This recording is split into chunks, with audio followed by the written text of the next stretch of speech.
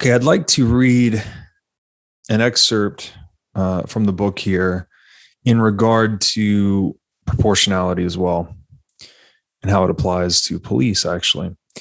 Rothbard says, quote, "That means that police in a libertarian society must take their chances like anyone else. If they commit an act of invasion against someone, that someone had better turn out to deserve it. Otherwise, they are criminals," unquote. So, again, back to this individualistic perspective where there's not a separate class or category of people, as we have in kind of modern society where police can do certain things that others can't. The police are subject to the same libertarian principles and philosophy as everyone else in this world Rothbard is describing, which is to say they have more skin in the game, right? If they shoot someone that's innocent, then the heirs of that innocent victim would then have recourse to the police. So again, it maybe seem it's so radically different than what we have. I think a lot of people is just kind of, it's outside their Overton window a bit, but this is, it has much deeper historical roots than what we're accustomed to today.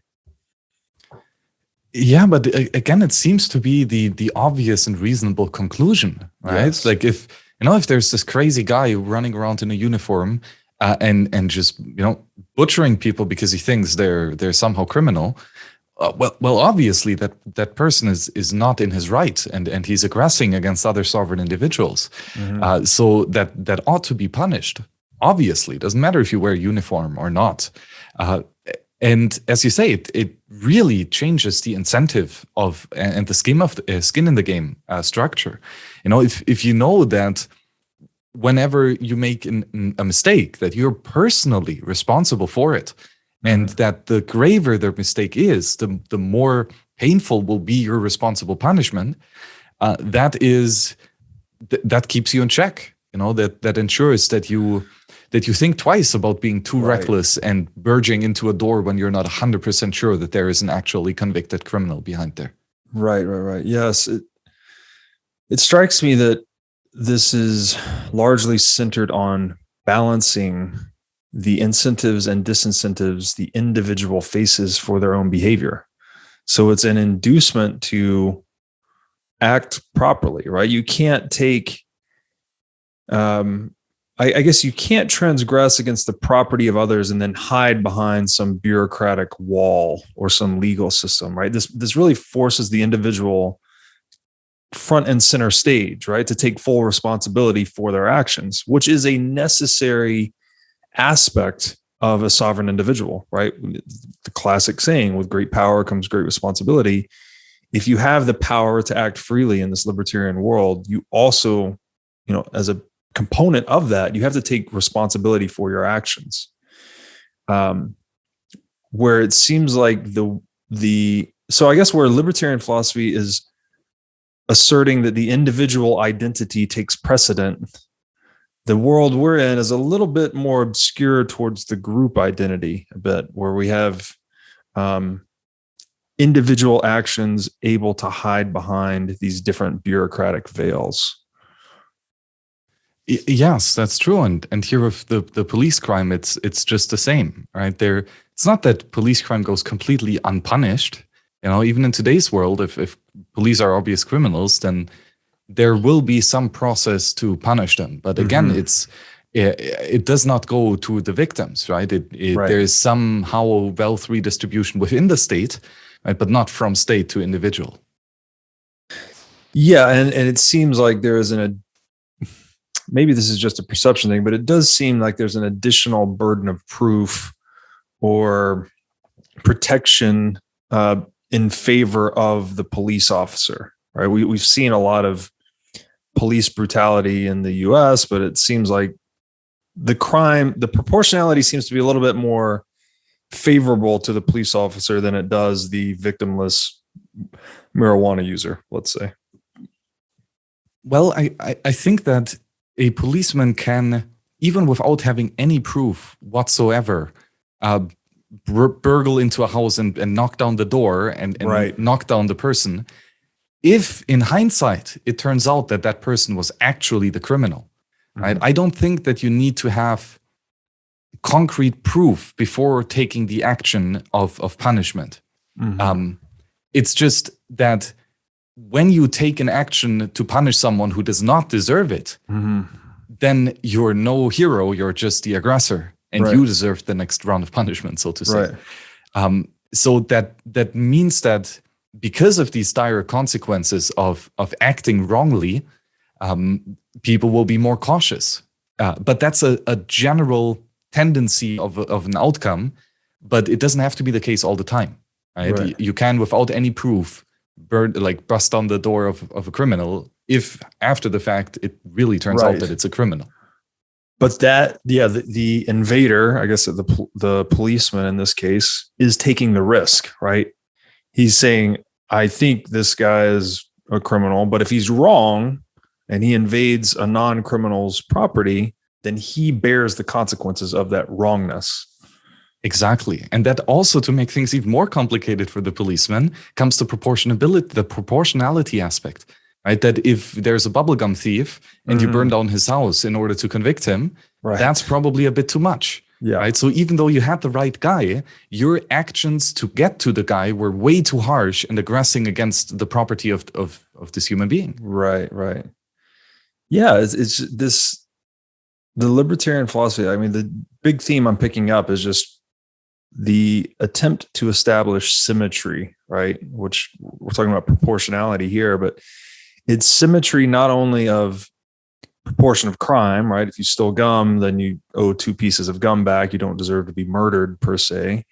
But there's also this proportionality of incentives as well, where the individual deciding to engage in a certain act has both, incentives. I guess as a policeman, your incentive is to solve the crime and do a good job and get paid. But your disincentive is if you're wrong, the liability falls on you, essentially. So this establishing symmetry in society seems like a good thing.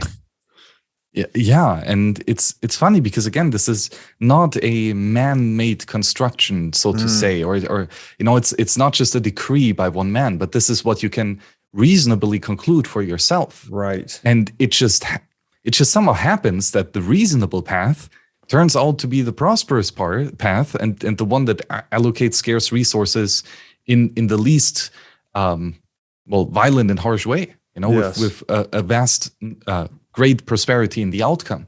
But I'm not a utilitarian in the sense that we ought to design a system, to have nice incentives.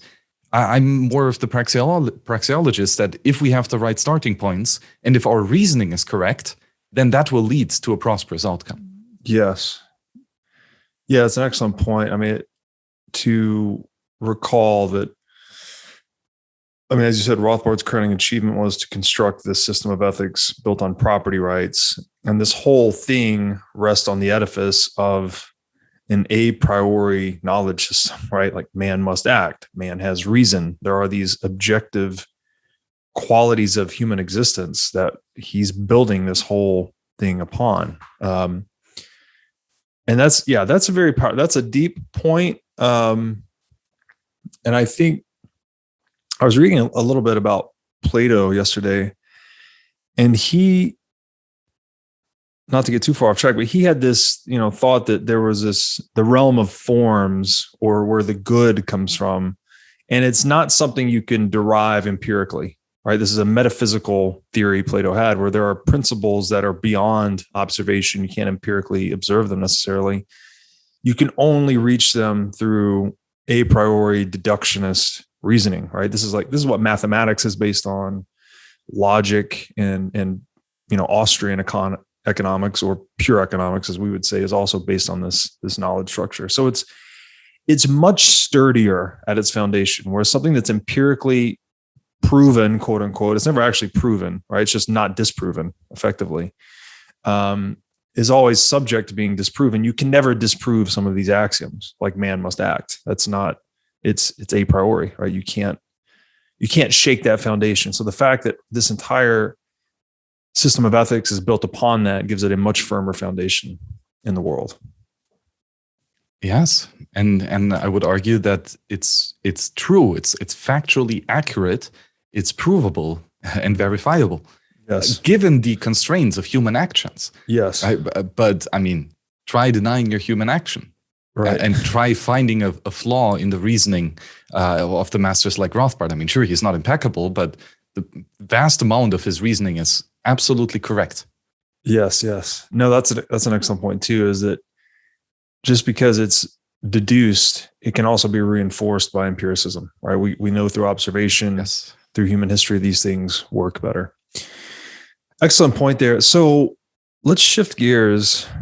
And this was probably a controversial aspect in the book, but this concept of children rights and abortion. I guess we could start with, are children the property of their parents?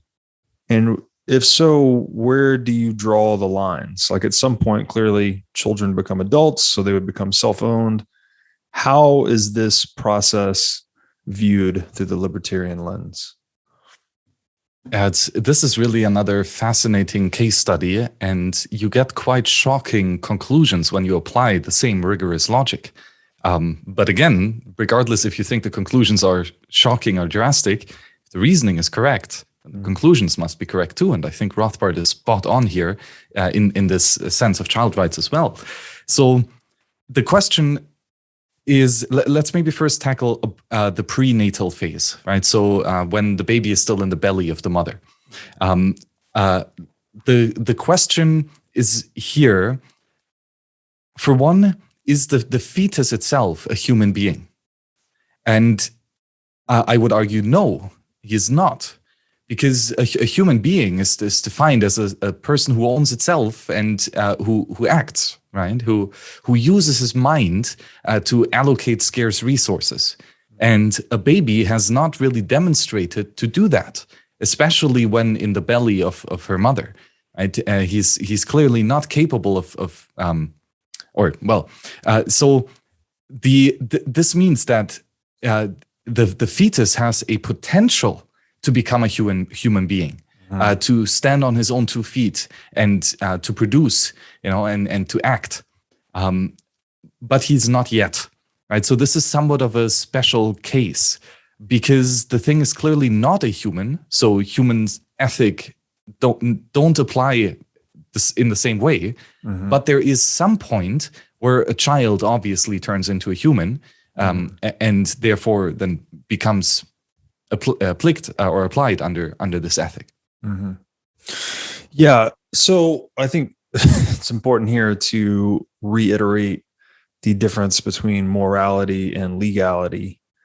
Does not the Rothbardian position that abortion would be legal does not imply that it is necessarily moral. And I'll just, with that in mind, because I know this is an extremely controversial issue still in the world today, very murky where you draw the line between these two things, very unclear, how much, if any, say the state should have in this matter. Clearly it's even in the United States, it's a different issue state to state. So I'll read this excerpt from Rothbard. He says that, quote, "Abortion should be looked upon not as murder of a living person, but as the expulsion of an unwanted invader from the mother's body.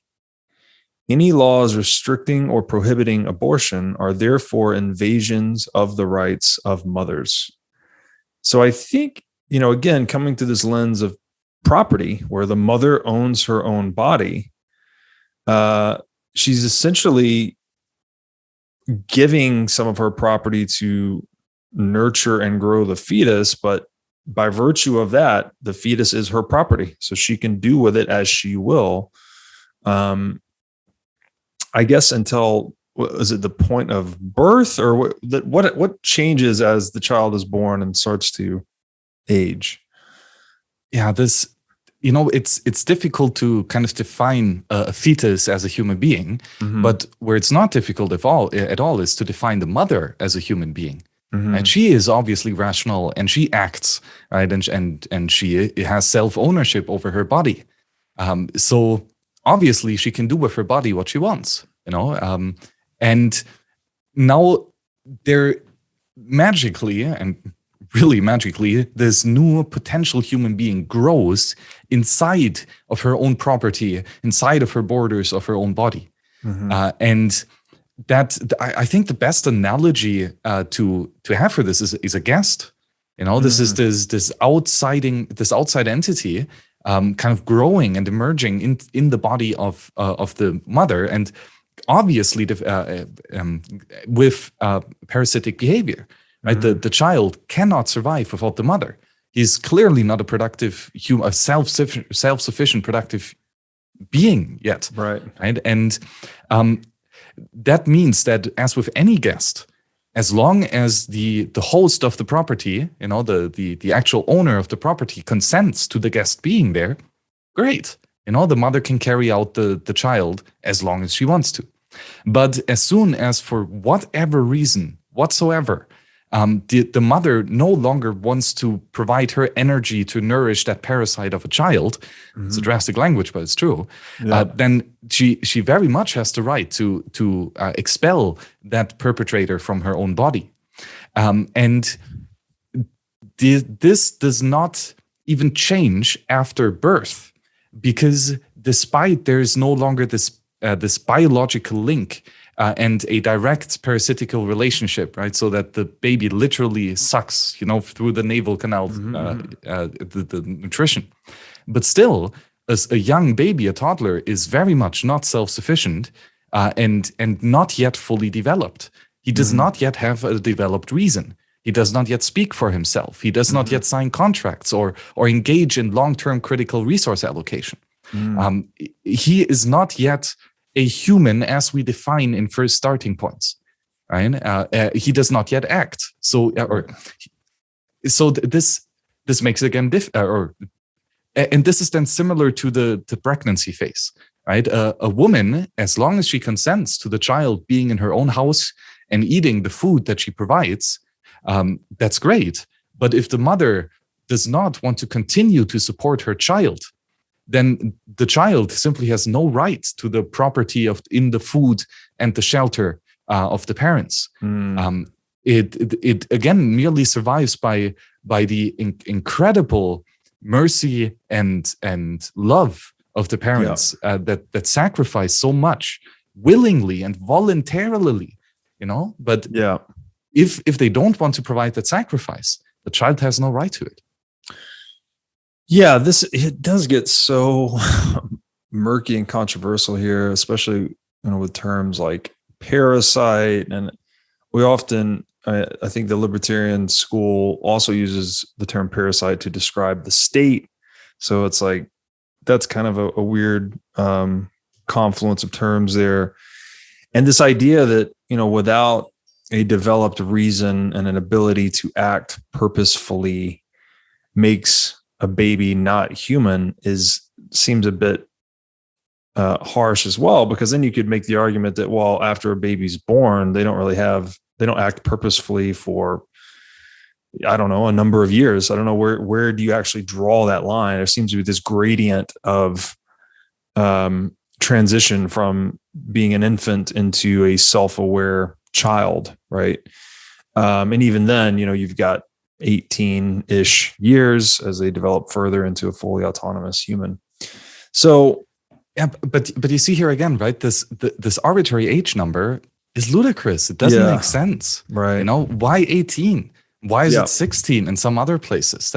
That's not a reasonable conclusion, right? So, what Rothbard here lays out so beautifully is that there is no arbitrary line in age or anything. There's just observed an actual action. Right. As soon as the child starts to think for himself, to reason, and to act, to allocate to homestead resources and to voluntarily contract for resources, then these resources are obviously his, right? And he has a full right to them. And this goes, this is again hand in hand. The parents have no obligation whatsoever to feed the child. Right. As harsh as this might sound, if they don't want to, they don't need to sacrifice their scarce resources for it.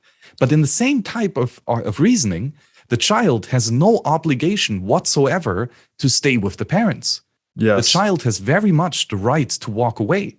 Right. If he chooses that this relationship that he's in with the family is no longer to his benefit, he can leave. And the parents have no right whatsoever to retain him.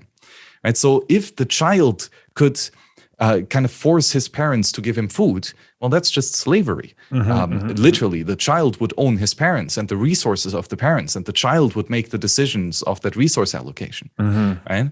And if the parents would get to compel the child to stay inside and to prevent the child from walking away, even though he makes the reasonable choice to do so, well, then again, the child is a slave and being held in imprisonment here. Yeah, it gets so difficult here. I want to read this one excerpt where Rothbard's making the argument that, I think to your point, that parents are not necessarily compelled or obligated to provide for their child. And he's referencing an argument made by an author named Evers here. And he says, quote, "Finally, as Evers points out, suppose that we consider the case of a person who voluntarily rescues a child from a flaming wreck that kills the child's parents. In a very real sense, the rescuer has brought life to the child. Does the rescuer then have a binding legal obligation to keep the child alive from then on? Wouldn't this be a quote unquote monstrous involuntary servitude that is being foisted upon the rescuer," unquote. And if for the rescuer, why not also for the natural parent? So I think the argument he's making here is like, just because the parents gave life to the child does not mean they have this obligation to provide for the child in perpetuity. Same, and like that sounds controversial, but if you look at it through this lens of someone who saved the child from burning wreckage, clearly they're not assuming an obligation to provide for the child forever, although they gave life to the child, equally as the parents did. Exactly. Or a less strict argument would be, just a beggar on the street. He's clearly very needy. His children are starving and he needs clothes, but he has no right to your charity and to just take money out of your pocket. Sure, a merciful and moral person would probably feed that man, but that's a gratitude, that's a gift, and it has to become voluntary. Right. And just as the beggar cannot force you to give him money, the child can neither. Just because there is some biological blood linkage between parents and child, I don't think changes the reasoning of the argument. Yes. Yes. So all this, it's symmetrical, it's rational, reasonable, but it does seem a bit harsh, especially coming from our current view on child and parent relations. But I think Rothbard he makes this other point that in a true libertarian society, this would largely be less of an issue because there would be a free market for children. And now that sounds also scary. But Rothbard really pisses everyone off here, right? He says abortion is all right, going against the Catholics, but then you can abandon children, Yes, and now you can even sell them, and you can sell your rights in them. So I want to introduce this point with a couple of excerpts of his as well. First, Rothbard says, quote, "For we must realize that there is a market for children now, but that since the government prohibits sale of children at a price, the parents may now only give their children away to a licensed adoption agency free of charge. This means that we now indeed have a child market, but that the government enforces a maximum price control of 0 and restricts the market to a few privileged and therefore monopolistic agencies." So this, I think, was shocking to me, frankly, because when he introduces this concept of a child market, everything in me recoils. I'm like, what? You can't, that doesn't make any sense. But then, so that's kind of a left punch, but then here comes this right punch of, well, it already exists. It's just intervened by the government, has a maximum price of 0. It's given to a few monopolies and just creates, massive dislocations in the marketplace. So we have a market for children already. It's just very unfree. It's not nowhere near free. You can't actually sell it for a price. And I'll just extend this excerpt a little further here, because he kind of brings it back around. He says, quote, "In fact, we find a large unsatisfied demand by adults and couples for children, along with a large number of surplus and unwanted babies neglected or maltreated by their parents. Allowing a free market in children would eliminate this imbalance and would allow for an allocation of babies and children away from parents who dislike or do not care for their children, and toward foster parents who deeply desire such children." So it's amazing that even here, a market mechanism seems to be the more ideal allocator. I don't want to say of, this human capital, I guess you could say, of babies and children, but it would reduce the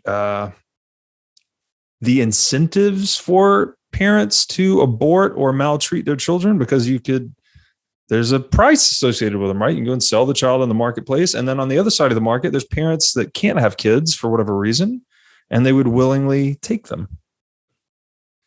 Yes, and one analogy that might break down pretty quick, but it's, I think, still useful is, let's look at, for example, housing markets. So there are these houses, just boxes, and they're massive responsibilities, right? They continuously break, the roof is leaking, and paint is cracking and everything. So you need to continuously invest your scarce resources into taking care of this thing, right? And babies are to some extent similar. They are responsibilities. You need to take care of them. Right. And you need to spend a lot of precious Bitcoin on feeding them, and they get hungrier every day. Right. Yes, they do. So this is kind of the same thing. Now, again, to some extent. Now, what would happen if you're prohibited from selling your house? Right. From even if you don't like it anymore, you're just not allowed to get rid of it. Right. That would just mean you would abandon it sooner or later. Right. Right. And probably arguably the same is here with children. If there's no easy way for you to get out of the responsibility of taking care of your child, well, then you're just going to neglect it because you don't want to take care of the responsibility, right? Right. So having that free market just enables the people who want to get rid of the responsibility and the people who want to have the responsibility to trade.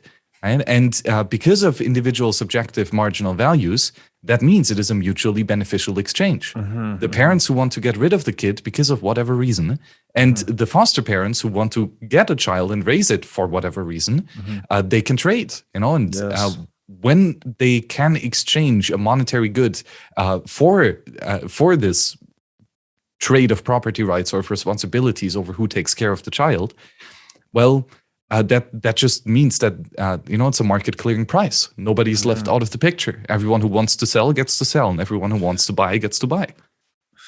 Yeah, I think people that would be critical of this viewpoint would perhaps, the market has such of a cold, rational, mechanical feel to it in the minds of most people.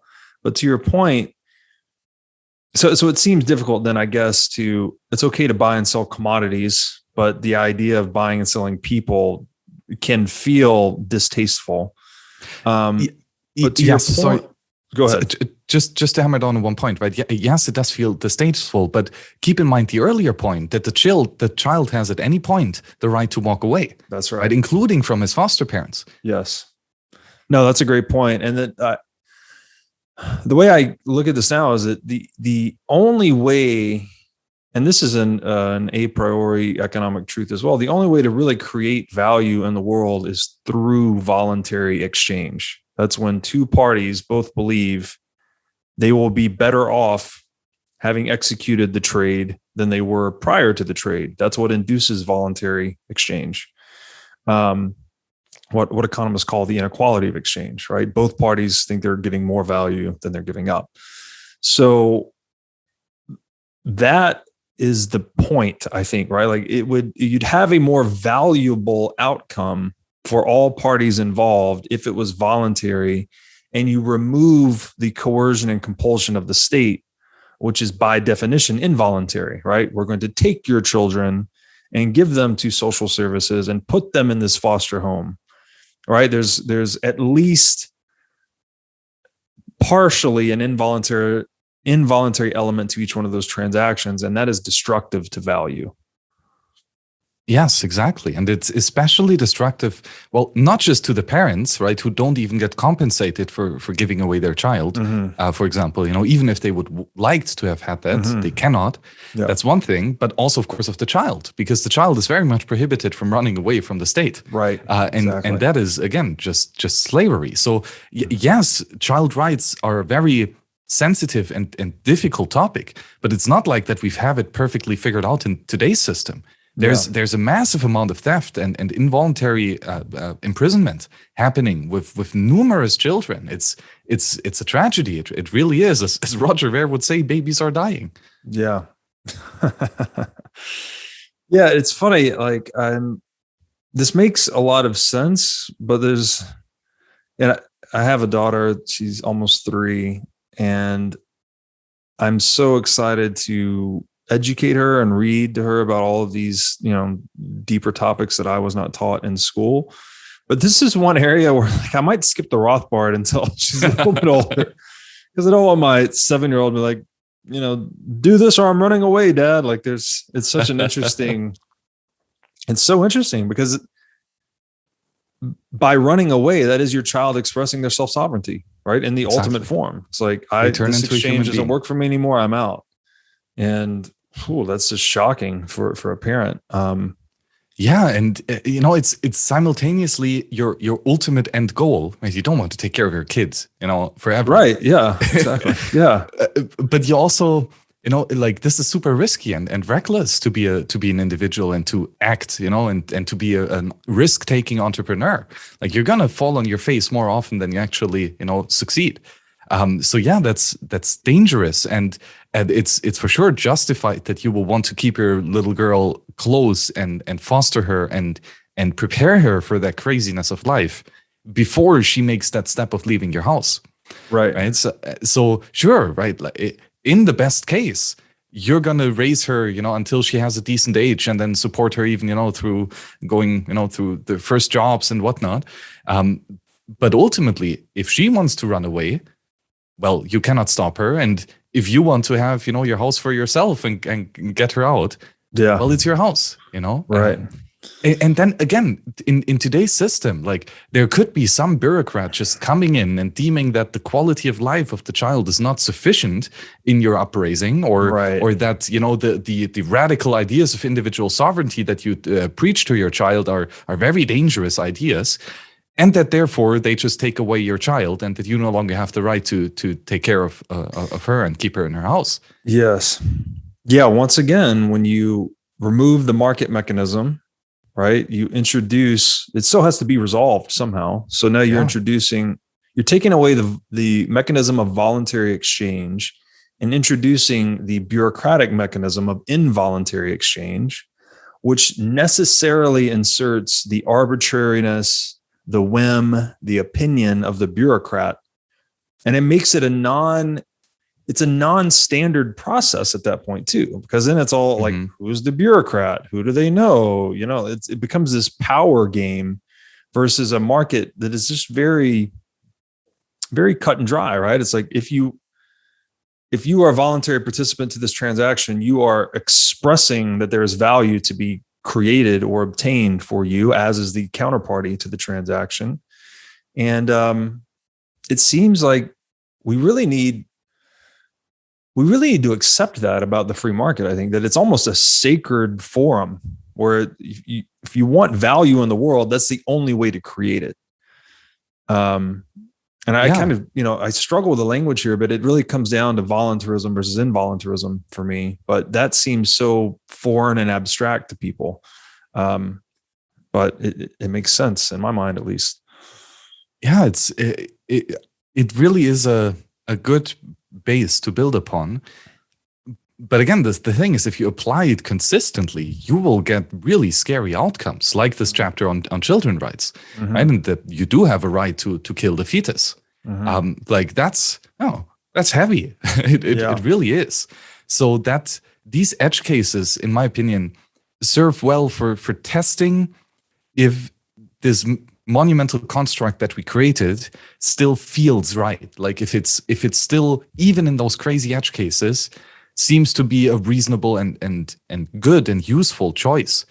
And here again, out of all the possibilities, individual property rights, yet again, also in the context of children, provide not just the best explanation of how things are, but also the most suitable resolution of any conflict that could come up. Mm-hmm.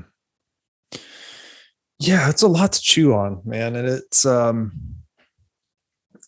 don't know. I hope the more that I think about it and the more I look at it, the more sense that it makes. But it is quite different than what exists in the world today. I guess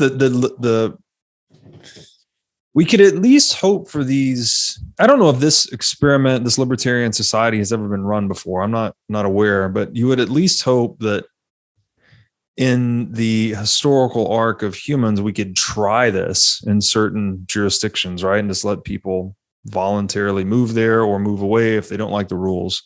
It seems like the only way we'd figure out an optimal rule set for human organization is to experiment with things like this. Whereas today, I think these ideas and concepts, again, maybe this is the commingling of morality and legality in the minds of people. They would dismiss it outright. There wouldn't even be an experiment. So do you know anything about that? Has this historically been tried or anything of that sort? Also, for example, this proportionality punishment theory, and that's ancient. That goes back all the way. Child markets, good question. I guess just giving away your child was always the option in any society. To be honest, society, there were always institutions like often the church, for example, who took in unwanted children, right? And charities to do so. Like adoption per se, I think it's a pretty old phenomenon too, and maybe to an extent even these foster childs of medieval times, where sometimes even for negotiation for kind of macro political reasons, you would give child hostages somewhat to be fostered at the other side, to have skin in the game and kind of build relationships in between the tribes. That's again somewhat similar, and that's well established, I would say. Mm-hmm. But as Rothbard pointed out, there is always a market for anything, right? Including for the responsibility to take care of future human beings who currently cannot take care of themselves. Right? There is a market. There has always been. Mm-hmm. It is what it is. Yeah. It's just, are you going to embrace it and achieve the benefits of the great resource allocation of individual private property rights and the free market exchange system? Yes. Or will you try to suppress it, form some tyrannical bureaucracy to define what is good living standards for a child and somehow redistribute children to whom you think is more adequate to raise them? But I don't think how that scenario will work out for anyone, including the people who try to govern this, because they will eventually run out of children too. Right. Yeah, it's almost, again, we have to accept that the market is the best allocator of resources. Even in this case, we're, I guess, categorizing children as resources, but it would create, maybe the argument here too would be that even from a utilitarian standpoint, this would create the most happiness as well, right? The parents that don't want children have a way to give them up voluntarily. The parents that do want children have a way to obtain them voluntarily. The children have the option to leave voluntarily at any point. It seems like that would allow conflict to sort itself out the best way possible without introducing any arbitrariness, right? Where it's just some guy's opinion, right? You're removing, I guess you're leaving the opinion of the individual to be as freely expressed as possible and mitigating the opinion or the enforced opinion of a third party, which seems like a good outcome. Yeah, the decision is made by the individuals, right? By both the victim and basically by the victim. If the child feels himself victimized by the parents, yes, he makes the decision to be sovereign and to live on his own, right? Or to move to another family. Right. So ultimately, it's just who makes the decision. And is it going to be you, or is it going to be some elected bureaucrat? Yes. And to zoom out just a little bit, I mean, beneath this too, you would presume that if there was a free market for something as controversial as children, you'd have a more general free market. So the world would be a lot wealthier in that situation. So the cost that children inflict on parents would also be presumably lessened overall. So I think the current conflict between parent and child and the need to provide and the cost to provide and all that would also be lessened by the free market. And then should a conflict remain, it would be further resolvable by the free market. Yes, exactly. Right. And again, it's also clearly defined when conflict arises, right? As soon as you break the property right of someone else. Yeah. And again, just saying that the parents have the responsibility to take care of the child doesn't mean that they have the right to hurt the child, right? Or to physically harm it, right? Like that's because of the potentiality of the child becoming a human in the future. That stopping that progress is just simply not your right. Like actively again, right? But there's this nuanced differentiation between actively aggressing against a child and just passively not helping the child. And there's a difference here, and it will become tricky in some scenarios with, like you have a child in your home and you just decide to no longer feed it, so you just let it sit in its bed and you go out and for the weekend and party, right? And you don't even tell anyone about that. Now, would that be considered aggression against the child? And I will probably say yes. Yeah, it's so complicated. But okay, so just to put a button on this, and the child claims property in themselves once they decide to say no, right? Like back to the root word of sovereignty being no. The parent says, do this, and the child's like, this is not working out for me. No, I'm going to leave now. In that moment, the child becomes a sovereign individual. Yes, but there's, children say no to a lot of things. Yeah, that's where I was just So once they find out that word and the power that it brings, then they quickly fall in love with it seems. So, and again here, this is like, there's this difficulty here again between ethics and morality, right? Sure, you cannot initiate force against the property of the child as soon as it acts and decides, but also you don't want to raise an asshole. Right. Yeah. So there's this kind of long-term parental guidance of, hey, if you do this, even though you want to do it now, and sure you could do it, in the long run it will really harm you. Yeah. And I guess it's more of a question of parentage, of how do you deal with those types of situation, right? And do you become aggressive against the child and start, for example, beating it in order to realize to not do that? Or is it more going to be okay, try it out, see if you can fix the problem. I'm 100% sure you're going to fall flat on the face and you're not going to succeed, but you're not going to listen to me, right? You have to experience that and experience the failure, as that is part of the learning process, right? And that cannot just be given and transferred to another person. So here again, legal ethics and what is the maximum amount of force that can be applied in defense is fundamentally different to individual morality and how to be a good person and how to raise a good person. Because arguably these questions are infinitely more difficult in the realm of psychology, and I don't think that there are as nice of reasonable proofs as in praxeology. So another general theme perhaps I'm detecting here is that in the libertarian philosophy, recourse to the legal system is typically a measure of last resort, right? Like you want to sort these things out at the local, say, market level, or just, arbitrating them yourself, or maybe even with your community or local church or neighborhood or whatever, before.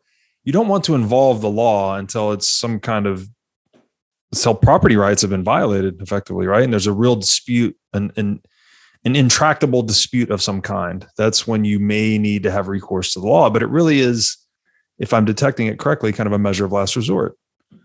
Exactly. Right. So in the most common case, in the best case, everyone agrees, everyone voluntarily trades, everyone is better off, no victim, no crime. Yeah. Right. So no legal system needed whatsoever. There is no conflict.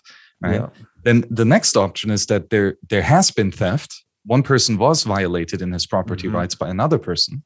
But still here, that person might forgive the other person and not try to take away his property. That's the first case scenario. The second is that individual himself takes the justice into his own hands and slaps the thief and takes his bubblegum back, right? That's the other things, like self-responsibility and self-justice, so to say. And then ultimately, once the punishment becomes too unmanageable for just one person to do, you're gonna need to convince other people to team up in retaining back your property right and inflicting the punishment on the criminal.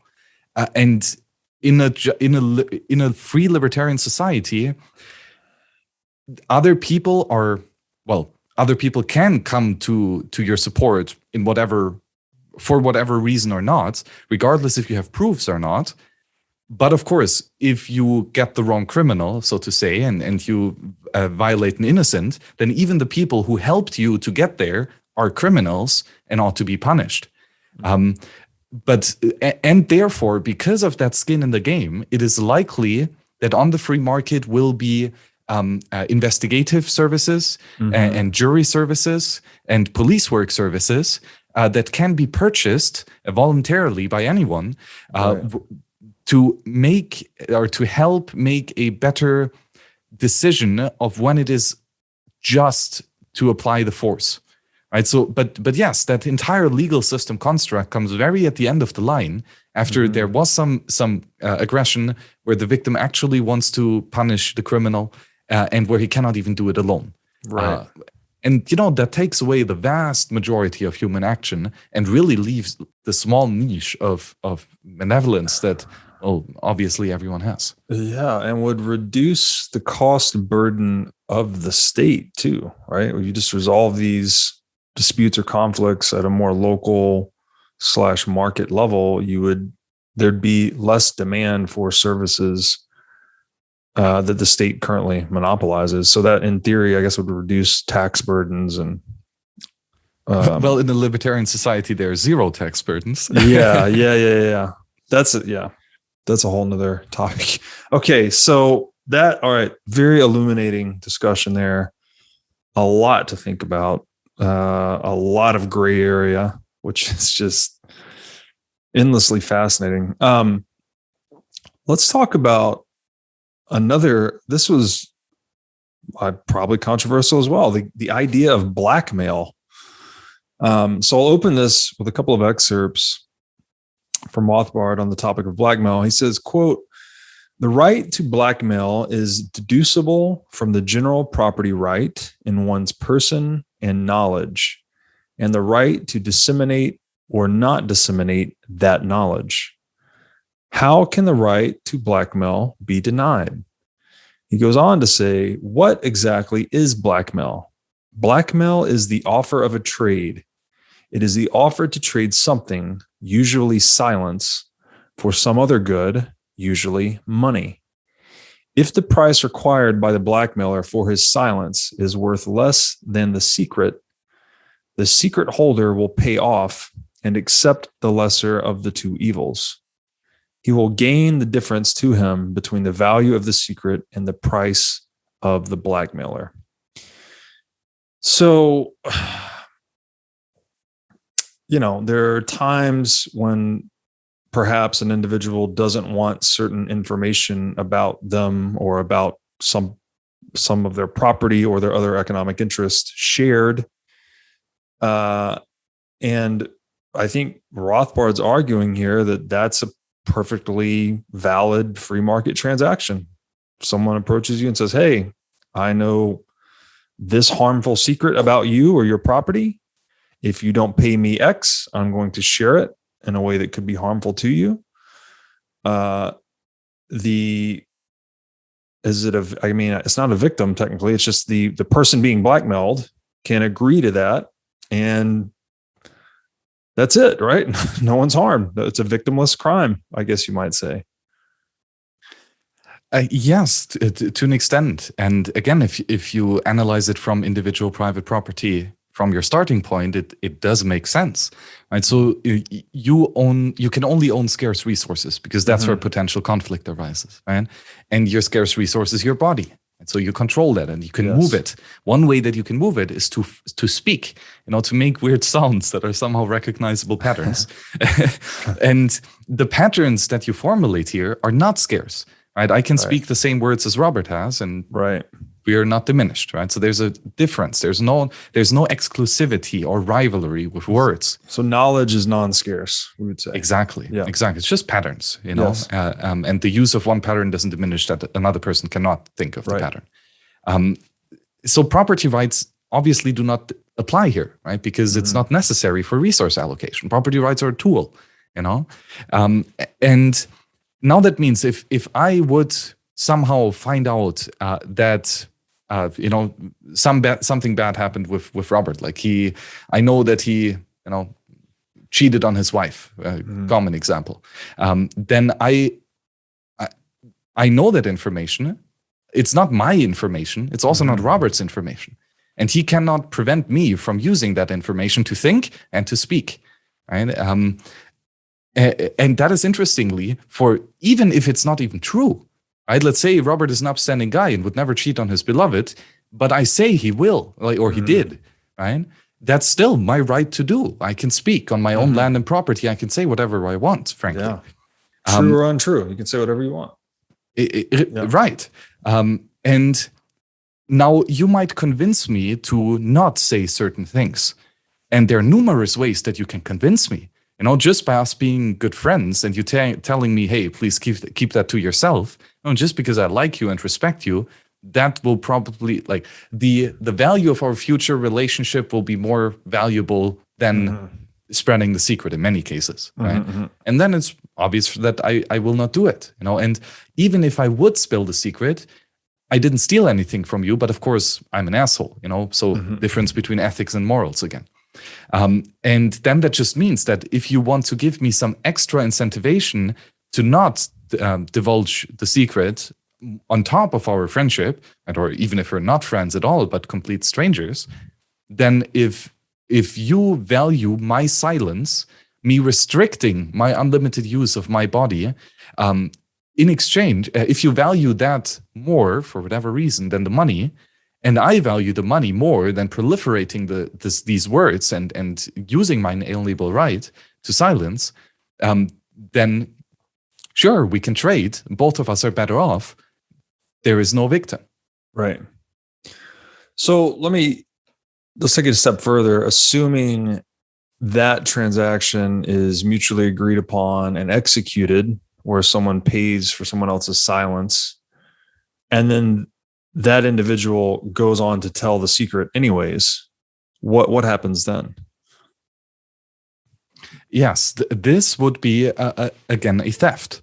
Not because you spelled out the information, but because you took my money under the contract that you would not give out that information. Right. So you didn't steal the information, or you didn't break or steal my reputation. Right.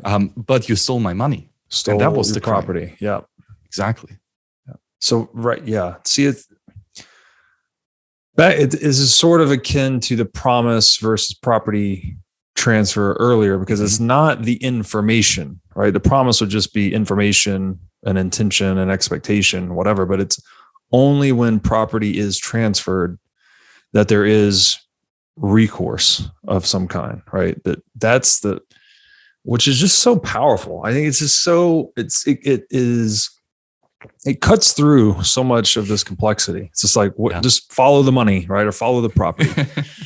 So that's an excellent point. So he goes on, and I would just one thing to throw out here. We don't have to talk about it, but this is also why intellectual property is BS, right? Intellectual property is a scam, essentially. I mean, that's a whole rabbit hole we can go into another time, but you can't own information.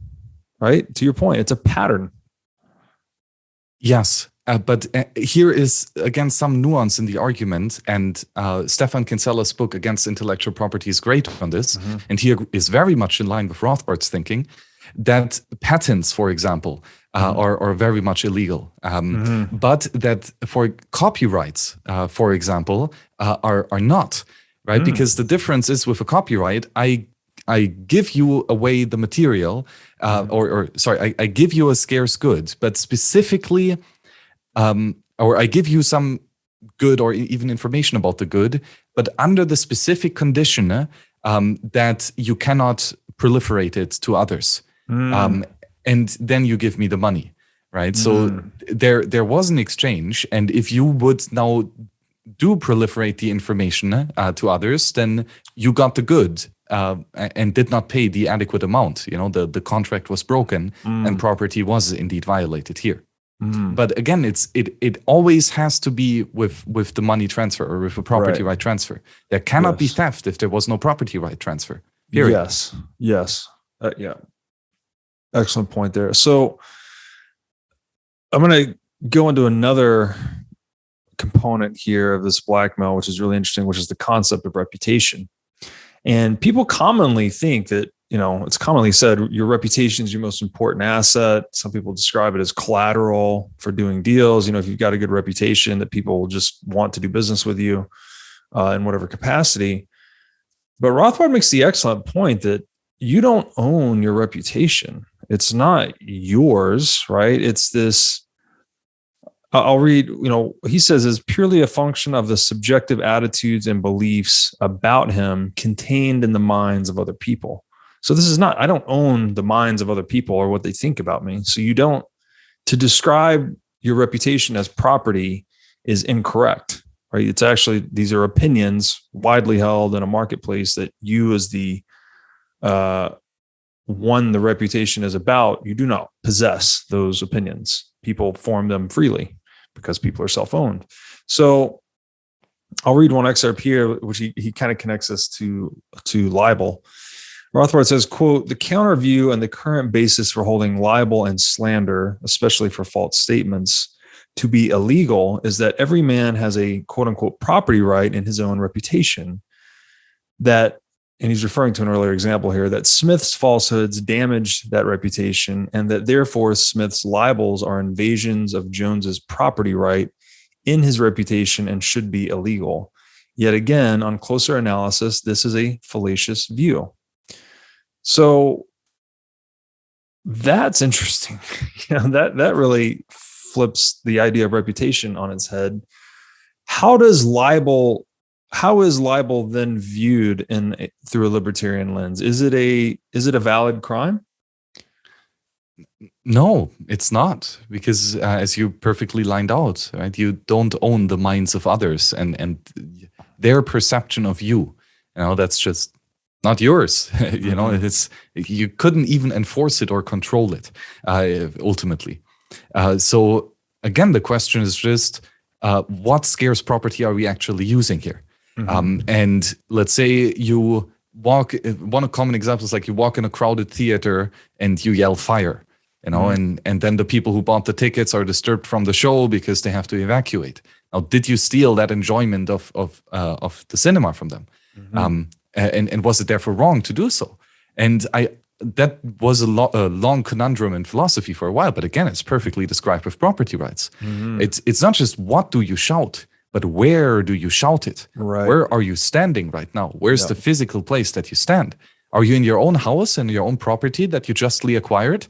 Speak whatever you want. Are you in my house? Well, no, then you cannot just run into my house and give me a 2-hour lecture of why proof of stake is better than proof of work.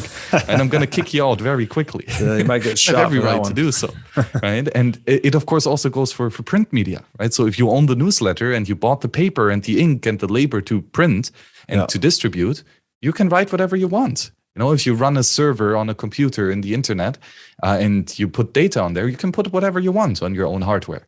Right? So ultimately, the one who controls the scarce resources, the one who has the property rights in the actually exclusive and rivalrous goods, that is the person who makes the decision. who can and cannot speak at that place. Yeah, and Rothbard goes on to describe how the current legal structure with outlawing libel is actually counterproductive. And I'll read an excerpt here. He says, quote, "For in the current situation, when false libels are outlawed, the average person tends to believe that all derogatory reports spread about people are true. Otherwise, they'd sue for libel. This situation discriminates against the poor, since poorer people are less likely to file suits against libelers. Furthermore, the current system discriminates against poor people in another way, for their own speech is restricted, since they are less likely to disseminate true but derogatory knowledge about the wealthy for fear of having costly libel suits filed against them." So this idea of, and this is prevalent in the modern age. I want to say the fake Satoshi guy, Craig Wright, was suing people for libel, right?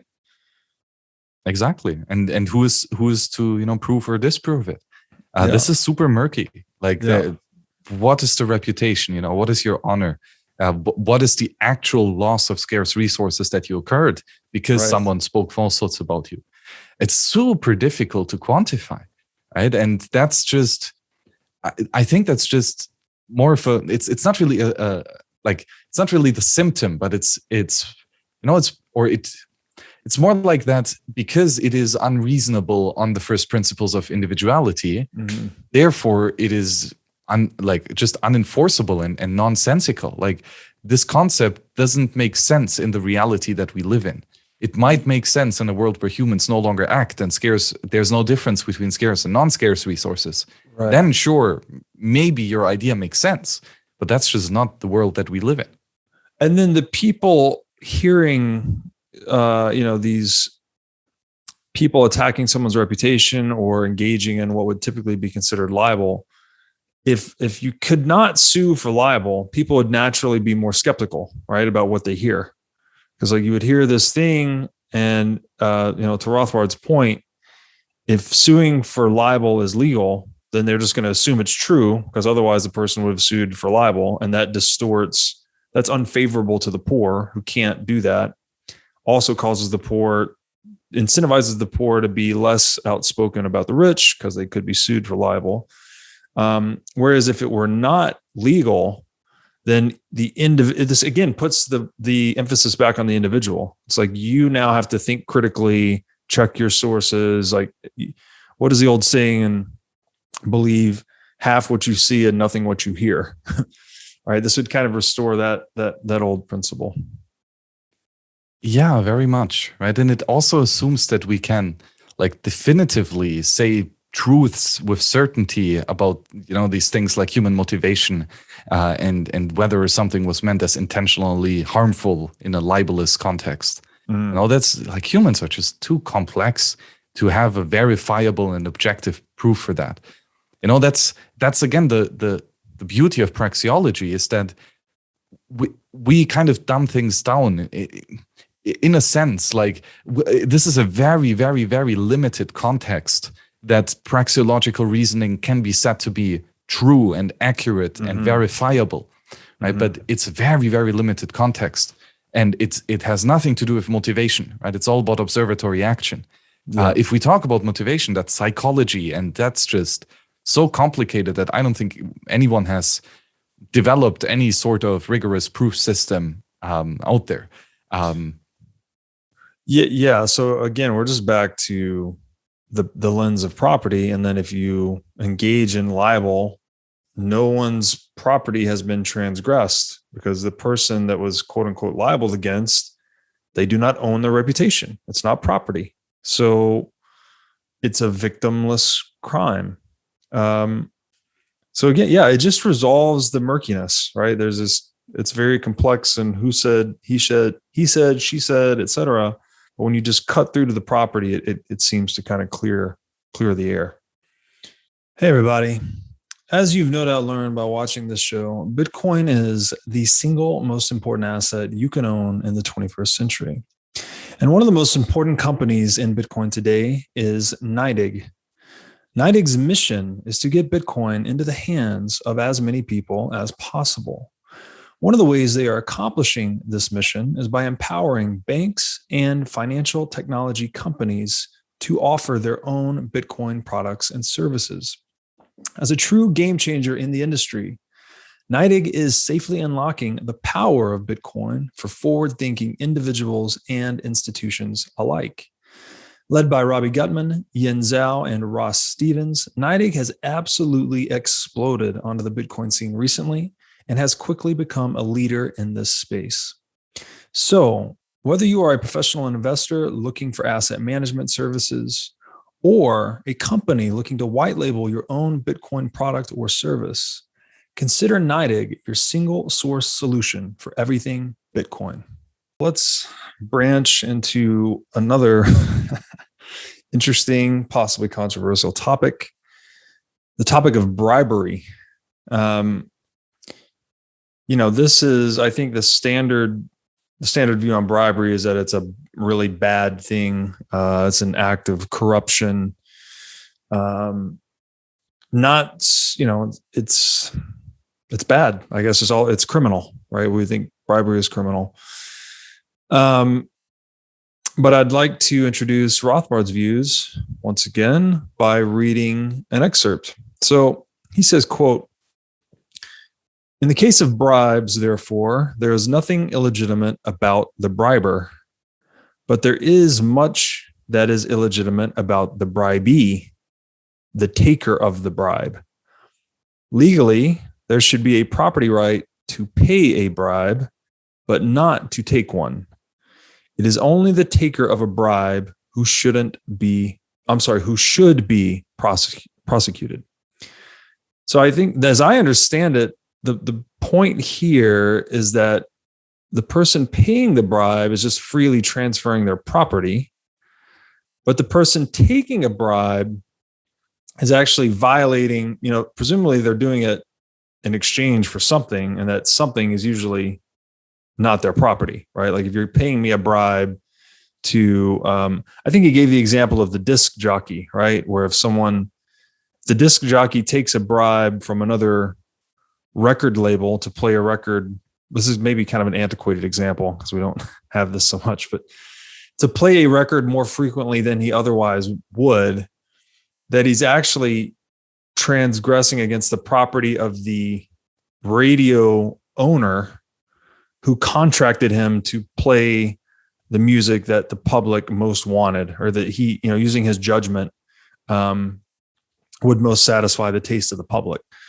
So that the actual crime would be against the owner of the radio station. So not the payer of the bribe per se, but the taker of the bribe transgressing against the property interest of the owner of the radio station. Yeah, that's a good example. But also just to highlight here, if the disc jockey and the radio owner would have some agreement that it's okay for the disc jockey to accept tips, for example, for playing the songs that other people like, well, then again, there would not be some theft here, right? If as the radio host or radio station owner agreed to it. But yeah, in any case, I would argue for the person paying the bribe, he is in a state of uneasiness right now, and he sees that this outside party, this entrepreneur, can solve his problem, and he pays him for it. And then that other person solves his problem. I don't see why this would be non-beneficial for anyone. Like, this is mutually beneficial for everyone. Mm-hmm. And also one thing is that in a free market, we almost never see bribery, right? Like you just pay the market price and that's it. And if one entrepreneur like expects you to bribe him and to pay him extra, well, that's just an addition to the price. And you can see if there is a competition to provide the better service cheaper without that level of bribe.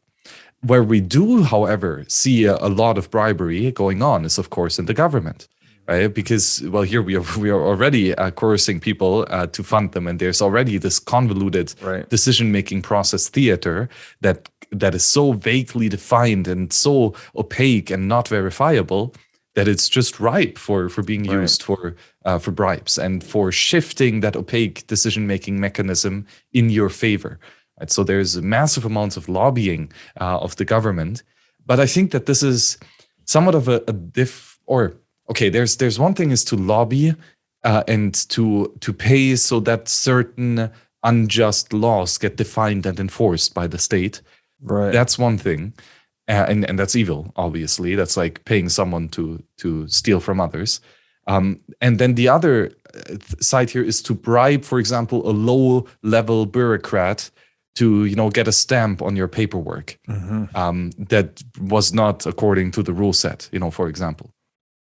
Well, here, the person paying the bribe obviously is not the victim. He gets what he wants. He just has to pay the money. The person who and the bureaucrat, well, I'm curious if he would be the criminal here against the state.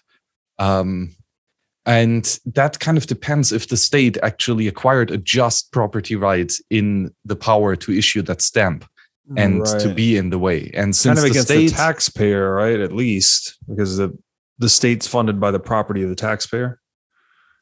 Yeah, that's the other thing. That he would probably break the employment contract that he has signed with the government here. But there's actually, and I think Rothbard brings this up. I forgot the name of the author who points this out, but he says that you have the right to when you meet a bureaucrat on the street or anyone who has consumed more taxes than he has produced, you have the right to just slap him and harass him and actually punish him just for the fact that he's being a tax consumer. And then it is actually the duty of that bureaucrat to prove that he is in fact a tax payee and not a tax consumer. And only if he can make that proof does he have a right to punish you for that unjust assertion or of violence against that bureaucrat when in fact he was not. Now again, this, as long as you see that government action is inherently involuntary and inherently theft of property, then yes, this is just a defense from the public of the taxpayer who has just by the fact that the other person is a tax consumer. There is an actual involuntary shift of property rights, and the tax consumer is in fact stealing from the entire public, who is taxpayers on that, and therefore, yes, punishment here would definitely be in order. Yeah, you're touching on an excellent point that Rothbard makes, that we can distinguish two types of people under one government, and there are the people on a net basis that are taxpayers. So these are the people being stolen from, their property is being violated via taxation, inflation to fund the government. And then the government is then allocating out those proceeds to the second class of people, which on a net basis are tax consumers, right? They're actually benefiting from the stolen proceeds. And this is they're not fixed cohorts, right? This is constantly changing based on maybe you've paid a bunch of tax one year and the next year you're, on welfare, right? You're a recipient. But there's always those two categories. And then the government just is this kind of arbitrary intermediate layer that's allocating the stolen proceeds of taxation and inflation according to whatever, the popular whim is. It could be a singular authoritarian making the decisions, or it could be, a democratically elected ruler or set of rulers as well. But in any case, you always have these two categories or these two cohorts of people. Yes. And in Man, Economy and State and Power in Markets, he goes even deeper than that, saying that there are three types of intervention. Right. So there's the autarkic intervention. That's basically that an external party tells you that you cannot use your own property in your own body. Like that's prohibition, for example. That's a third party saying that you cannot drink that bottle of beer. Then we have binary intervention, which means that the taxer, the aggressor, takes the property of one individual directly, right? It's a wealth transfer from tax victim to tax master or tax criminal. And here, this obviously shifts property from one to the other. And then the third type of intervention is triangular intervention. And that is when I, as a monopoly, or I, as the government, would say that Robert must do business with Ben over there, right? So I'm compelling two other people to sign a contract where either one or even both of them don't consent to it voluntarily. Right? So these are the three types of aggression that tax consumers enact on taxpayers.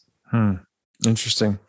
Yeah, and so it's, in the case of bribery, it seems to be more prevalent in government precisely because government has this monopoly on gatekeeping oftentimes. So if an individual wants, access to the gate, whether it could be anything, could be a passport, could be a business license, whatever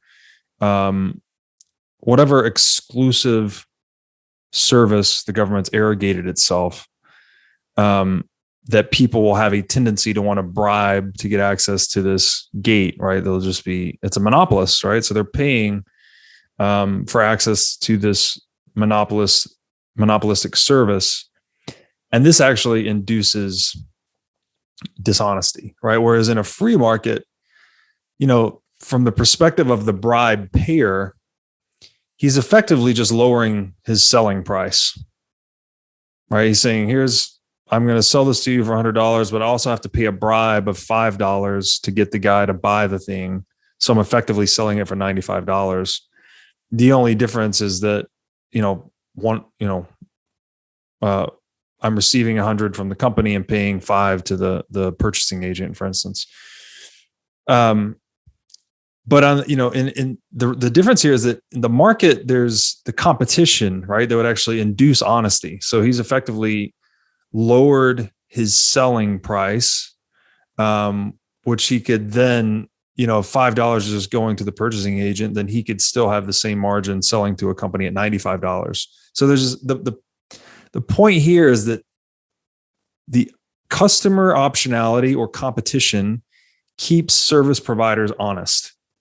And this is why monopolists are inherently dishonest, right? They're not accountable to the preferences of their customer in any way. So the individual bureaucrat is more likely to take a bribe, violate the contract, technically with the taxpayers, I guess. He's representing the taxpayers, to benefit himself at the expense of transgressing against the property of taxpayers. Yes, exactly. And just to hammer that home is that a monopoly is defined as someone applying force against a new market participant entering this market for providing goods and services to the customers. Right? As long as there's nobody putting a gun to your head telling you stop producing that service or else, there's no monopoly. Right. But obviously in today's day and age, there are numerous monopolies and there are many ways that you're restricted from starting a new business, licensing just being one of the most grievous ones. Yeah, it's a good point. So the bribery, that was an interesting one because it's not, it's bifurcated where the bribe payer is not doing anything wrong, but the bribe taker is. So I thought that was very interesting. Let's talk about boycotts too. So this is perhaps relevant. You could call this getting canceled in a way in modern social media sphere where they talk about canceling an individual. What they really mean is they're boycotting them. And so I'll introduce this again with an excerpt. Rothbard says, quote, "Of particular interest here is that the boycott is a device which can be used by people who wish to take action against those who engage in activities which we consider licit, which is to say legal, but which they consider immoral. If, on the other hand, I'm sorry, I'll just leave the excerpt of that. So this is when people have determined a business activity to be, it's legal, but whatever they're doing is immoral. Maybe this is like an abortion clinic, right? people could then go and picket around the abortion clinic and boycott it, effectively trying to signal to people in the world to not use the services of whatever the provider is, in this case, an abortion clinic. And as I understand it, Rothbard's making the argument that that's perfectly legal. Where you cross the line is if you restrict access to the property, right? If you prevent the owners of the clinic from using their property to run a business, or if you prevent individuals from entering the clinic, which that's, they're using their bodily property to go inside of this establishment. That's when it crosses the line from boycott to transgression against property. Exactly. Right. And for example, if you're a restaurant, providing food to that abortion clinic, well, you have the free choice to stop having that customer and stop producing for him and sending the food to him. Mm-hmm. That obviously you can choose with whom you work with. And there's even nothing wrong in spreading information tailor-made to convince others to stop using that service. And again, this information can even be complete false. Mm-hmm. That as the clinic has no right in his reputation, right? But of course, no newspaper or online information stream has the obligation to publish the falsehoods, obviously, right? So with a good editorial process that will hopefully not get through. Yep. But per se, you can have a very, very effective pressure strategy that is based on a boycott without violating the property of anyone. Mm-hmm. And, as I said previously, with this voluntary prison society, basically, it relies on having a boycott, right? Mm-hmm. That every good businessman, every moral businessman, so to say, would stop providing goods and services to those people that have committed immoral acts, right? Even after that they were punished, let's say. Or even unethical acts before they are punished, right? You have every right to not house Nazi soldiers in your barn and provide them with food. Yeah, there's another problem here that really is rooted in public property, which is a bit of an oxymoron, actually. As Rothbard makes the point that when it's public property, you can't discern, who is permitted to use that property and who's not. It just doesn't. Again, to your point, the allocation of scarce resources is not clearly defined. So there's a problem here that the picketers themselves, if they're on the public property of the streets, that wouldn't be an issue if everything was private property, because then the owner of the private property could determine if the picketers were allowed to gather there or not. So, and on this point, Rothbard says, quote, if on the other hand, the street in front of the picketed building were owned by private owners, then these owners would have the absolute right to decide on whether picketers could use their street in any way that the owners saw fit, unquote. So this idea of a boycott seems like it's compounded by the idea of public property, where if we just had totally privatized property, that the murkiness of picketers obstructing customer entrance into an establishment would be lessened, because they would either be allowed to be there or not based on the judgment of the owners of private property. I guess this is more tied towards demonstrations, right? Mm-hmm, and gathering a group of people to shout very loudly about a certain cause, basically. And here again, the question is on where do these people stand, right? Yes. And who owns the land underneath them, and who gets to make decisions of which person are allowed to be on that land.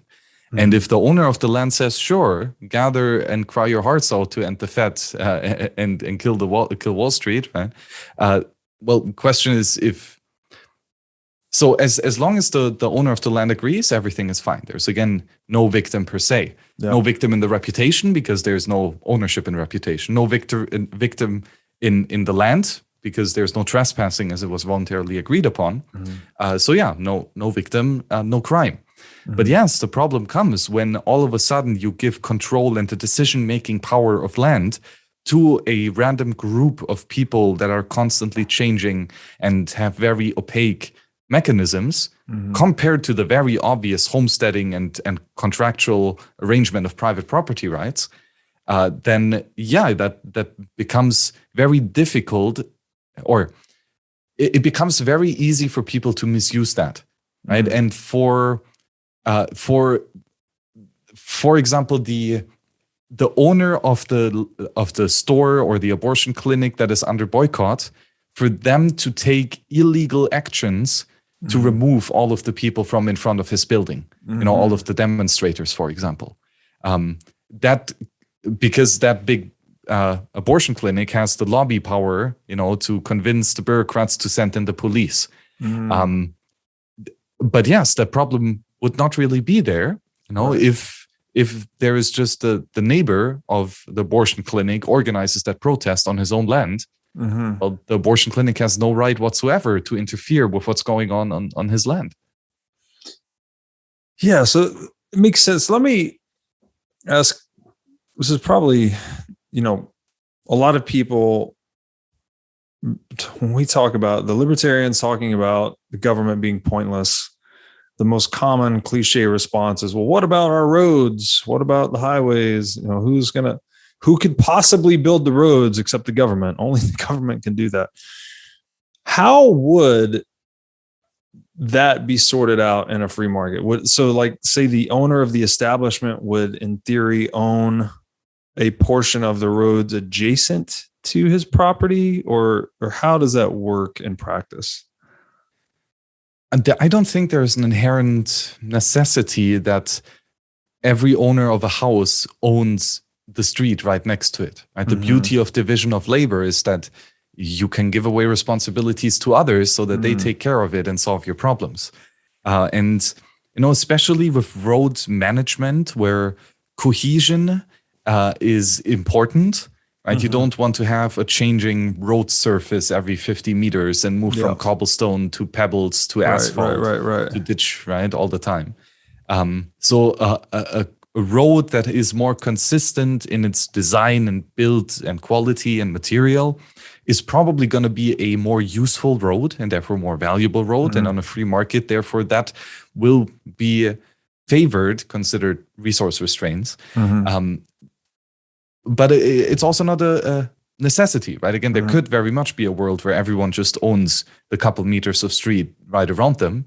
But again, there's nobody stopping you from just selling that part to some entrepreneur who sees the value in acquiring a large strip of streets or street parts and then rebuilding it in a more cohesive structure. So ultimately, there's no one solution. This is a very complex problem. I mean, building a flat surface shouldn't be that complex, to be honest. It's kind of a miracle that government mismanagement leads to so many hundreds of thousands of deaths just by the wrongdoings of creating flat surfaces. That baffles me, really. But I don't think it's an issue. We have solved way more complex problems, including across large geographical areas that require a lot of coordination of individual landowners. That has happened in the past always. And having the restriction that these entrepreneurs who want to provide these large area services, that they cannot just put a gun to the people's head and force them to sell, that's, essential. Not just because it would drastically violate the property right of the owners of land who get the gun pulled to their head, but of course also for the end result. Because if you do have skin in the game and you do have the potential of risk and a profit incentive, then you're very much incentivized on providing a better service for everyone. So presumably then a specialist in road provision would emerge. Would then, in the case of our establishment being picketed, would they have rented the adjacent area so picketers could not gather around them? Or do you think the road specialist would just prohibit picketing? I'm just trying to get at what what do you, I mean, I know this is not like one size fits all or one right answer, but how would the market kind of resolve the public property issue of picketing? Yeah, so at first, if there would be some demonstration and even people crossing off the road, and the landowner would not interfere, he would not voice his concerns, then it would just keep going because there's no conflict, right? But as soon as the landowner sees that these people being on his land is not beneficial for him, right? For whatever reason, or even if he thinks they are beneficial, but he still doesn't want to have them there, he can apply any proportional amount of force to get rid of them, right? And that can be as little as making an announcement saying, "Hey, please leave," and it can be as drastic as, you know, full out gun shooting and potential death if these people stand up to him and refuse to leave, right? So proportionality again here dictates that there's a lot of nuance here, but again, ultimately, in most cases, you know, the landowner will just say, "Yeah, just be on the land as long as you don't make too much trouble. Just do what you do." Also, because oftentimes the person of the land, you know, owns a store next to it, so he wants to have people on his property so that they give him his money in exchange for the goods and services. So being too restrictive on who can gather is probably not going to be a profitable idea for many entrepreneurs. But again, also not no blanket statements here, right? There might be, you know, highly guarded areas, you know, with huge fences and security personnel and security cameras and all of this, just to prevent, you know, anyone from walking out onto that property, let alone from a demonstration forming.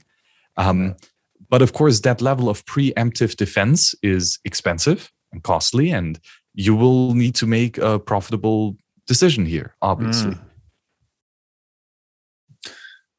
Great place to stop. I think this has been, I mean, this book is excellent. This is such an enlightening discussion that cuts through so many of the weird, nuanced complexities of socioeconomic reality and just focuses on property, right? Because it's, again, this is the basis of civilization.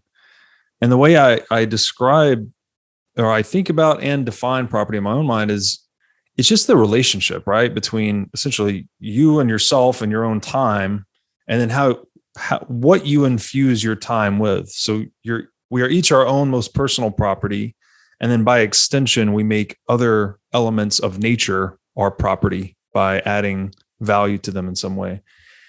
And getting the arbitrariness and corruption and compulsion out of that relationship, which is really what the libertarian philosophy is centered on, just seems so powerful. So I'm excited to go further in this book with you because it's definitely, I already feel it reshaping my worldview. Yeah, it really is fascinating. Like, he talks about so much and so many complicated topics, you know, about each of these topics you could write a treatise over, right? Thousands of pages.